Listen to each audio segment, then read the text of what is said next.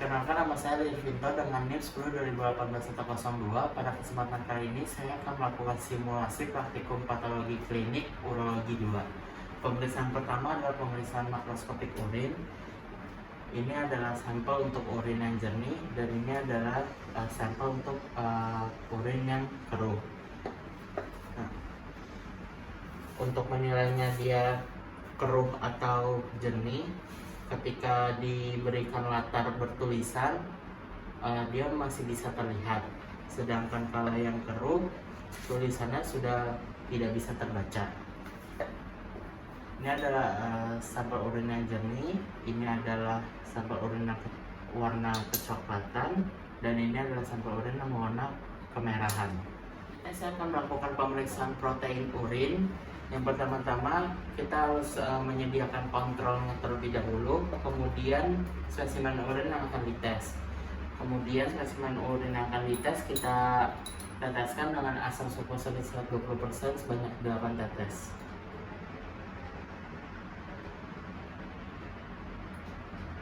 Kemudian kita panaskan dengan menggunakan spiritus sampai sedikit mendidih. Kemudian kita bandingkan dengan kontrol, tidak terdapat perubahan, maka hasilnya adalah negatif. Selanjutnya saya akan melakukan pemeriksaan protein urin dengan menggunakan asam asetat 6%. Pertama kita harus menyediakan dulu spesimen urinnya, kita isi sampai 3/4 tabur reaksi, kemudian kita menggunakan asam asetat 2-3 tetes. Kemudian kita panaskan pada bagian permukaannya, lalu kita melihat apakah ada perubahan kekeruhan. Jika tidak ada, maka hasilnya negatif. Saya akan melakukan pemeriksaan protein urin dengan cara SBA. Pertama kita harus masukkan urin ke dalam tabung reaksi sampai dengan batas U, kemudian kita masukkan reagen SBA-nya sampai dengan batas R. Oke. Kemudian kita tutup, lalu kita bolak-balik 10-12 kali, kemudian kita letakkan dan kita diamkan 18-24 jam. Ketika terdapat endapan 2 gram protein dari volume urin 2 liter, maka kita bisa hitung proteinnya adalah 4 gram per 24 jam. Kemudian untuk hasil dari proteinnya itu negatif bila tidak ada ataupun tidak keruh, positif bila dia keruh, positif 2 jika dia keruh dan ada keping, dan positif 3 jika dia keruh dan banyak keping, dan positif 4 jika dia banyak gumpal. Selanjutnya saya akan melakukan pemeriksaan reduksi glukosa dengan reagen Benedict. Pertama-tama kita harus mengisi reagen Benedict 1/4 dari tabur reaksi, kemudian menambahkan 8 tetes spesimen urin. Kemudian kita panaskan dengan menggunakan spiritus. Setelah itu, jika tidak terjadi perubahan warna, maka hasilnya adalah negatif. Jika hasilnya positif 1, maka warnanya hijau, positif 2 warna hijau keruh, positif 3 kekuningan, positif 4 kemerahan.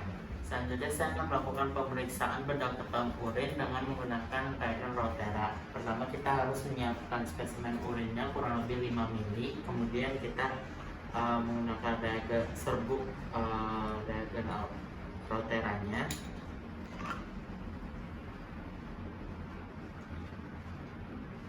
Kemudian kita menambahkan amonium hidroksida pekat sebanyak 1-2 ml.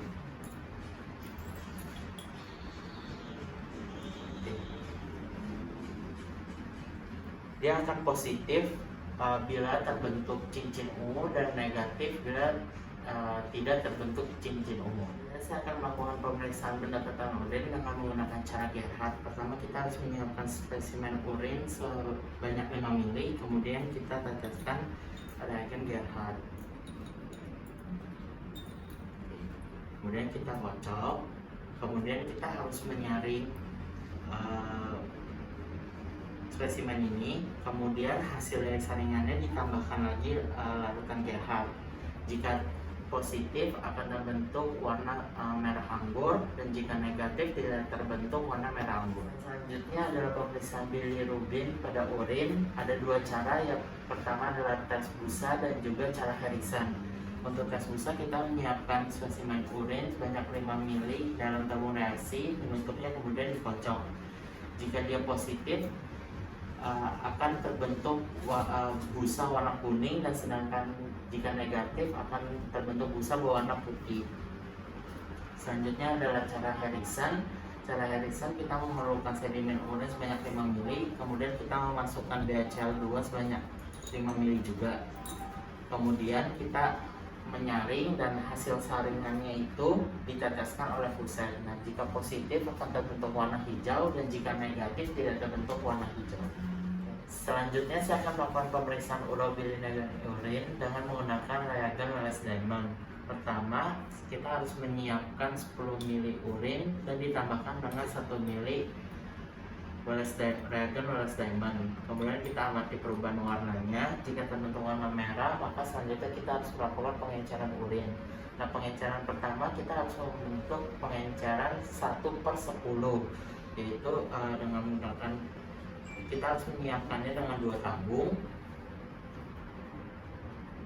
dengan cara 1 ml urin ditambah dengan 9 ml Aquades. Kemudian pengenceran 1/10 yang kedua dibagi ke tabung yang ketiga sebanyak 5 ml sama rata, kemudian ditambahkan Aquades sebanyak 5 ml. Kemudian kita harus membuat pengenceran sampai 1/160. Selanjutnya tabung yang sudah diencer pengenceran tadi ditambahkan dengan reagen Wallace Diamond sebanyak 1 ml. Kemudian kita mengamati perubahan warnanya. Perubahan warna ini harus kita lihat pada bagian atasnya dan dengan dasar alas kertas warna putih. Kemudian pada bagian jika terlihat warna merah positif terakhir pada pengenceran 1/20 dan negatif di 1/40. Jadi saya akan melakukan pemeriksaan urobilin urin dengan menggunakan reagen Schlesinger. Pertama kita harus menyiapkan urin pada tabung reaksi sebanyak 5 ml. Kemudian teteskan Lugol beberapa tetes. Kemudian kita masukkan reagen Schlesinger sebanyak 5 ml. Kemudian kita saring dengan kertas saring. Kemudian filtratnya kita letakkan pada latar berwarna hitam. Jika terlihat seperti berpendar, maka hasilnya positif, dan jika tidak berpendar hasilnya negatif. Saya akan melakukan pemeriksaan sedimen urin. Kita harus menyiapkan 2 tabung centrifuge yang telah diisi 7-8 ml urin. Kemudian tabung ini kita masukkan ke dalam alas centrifuge selama 5 menit 2000 rpm.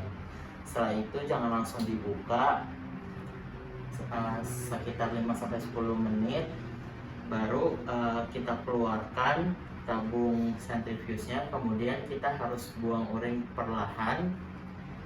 Kemudian nanti sisa yang ada di dalamnya kira-kira setengah cc baru kita teteskan pada objek gelas. Kemudian baru kita amati di mikroskop dengan kondensor diturunkan dan diafragma ditutup.